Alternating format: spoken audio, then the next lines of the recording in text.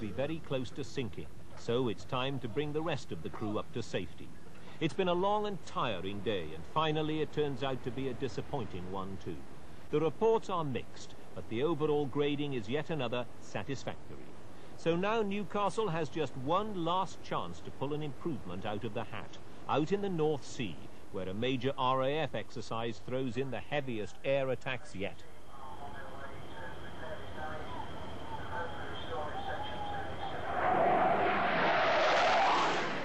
Foster ordered one little extra twist. There's now a chemical threat too. So for every task and every break, the crew must wear the cumbersome and claustrophobic protective suits. And the ship has to be sprayed with water from bow to stern and rolled from side to side to wash away the last traces of imaginary chemicals from the decks.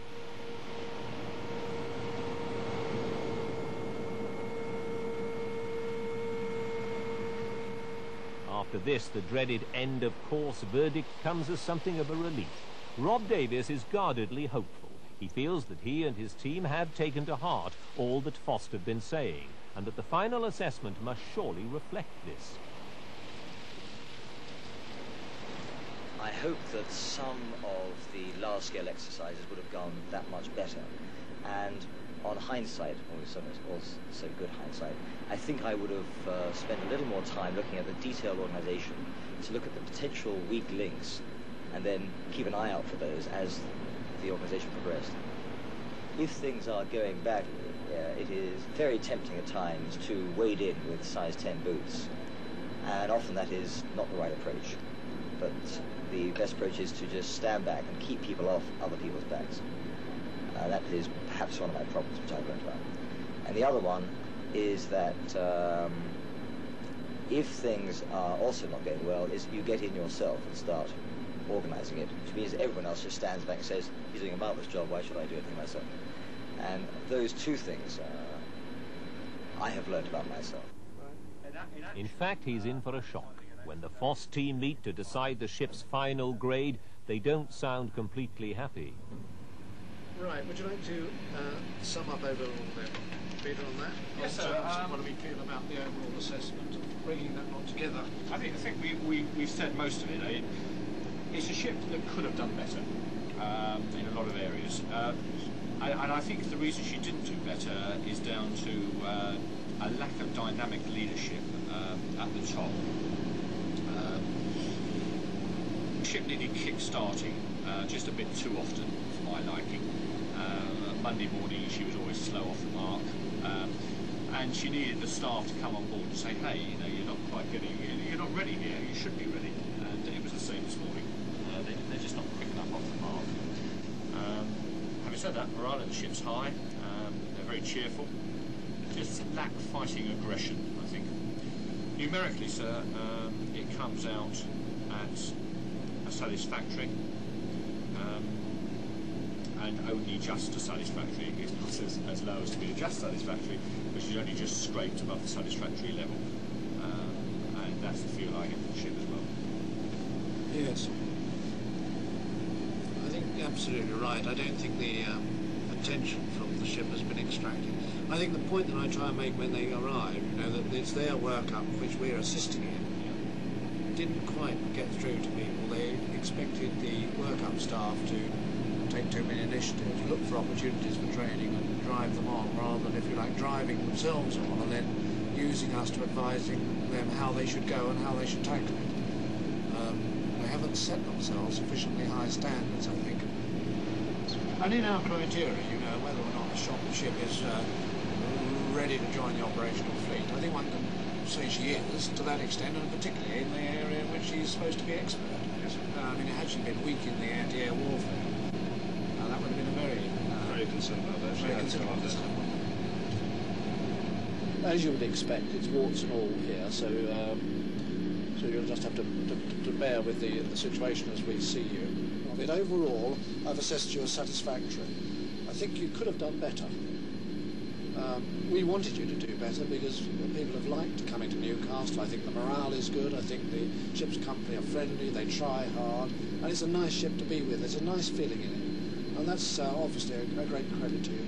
But I think at the same time, one hasn't thrown oneself into the sort of environment of Portland as much as you possibly could have done. Very often you're one saying, well, is this an exercise, is this a serial? Whereas I think if one gears oneself up to a more warlike footing during your time at Portland and extracts as much from it, you could have gone further and achieved more as a ship. I think if you'd have demanded more of yourself, I think you would have got more out of it. Well, that's the overall picture. Would you like to comment on any of that? I'm very disappointed, but, and it lies in my hands, full stop, really. And that's it, really, sir. There is nothing there which I wish to come back at you and say, no, that I disagree totally.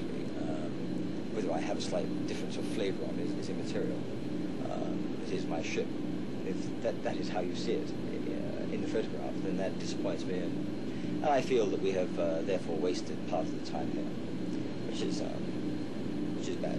Yeah. I think if you go in for a race, you go to win.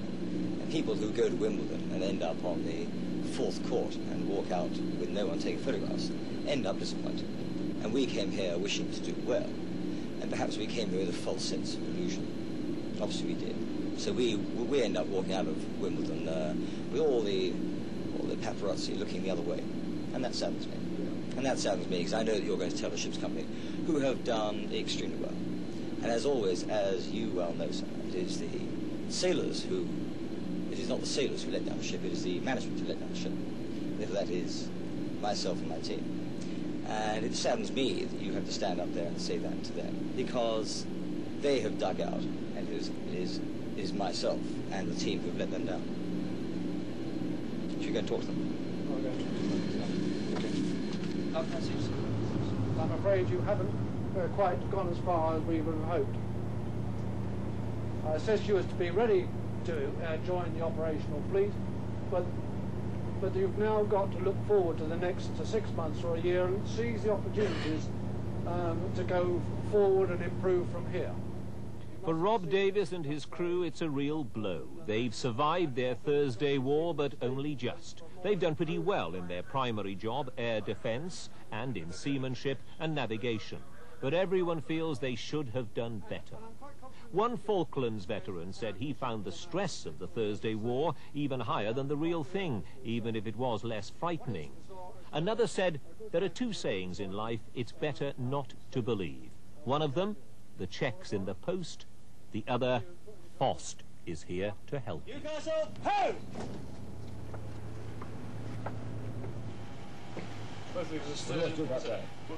With the passing of time, Rob Davis at least is able to treat his ship's Thursday war a little more philosophically.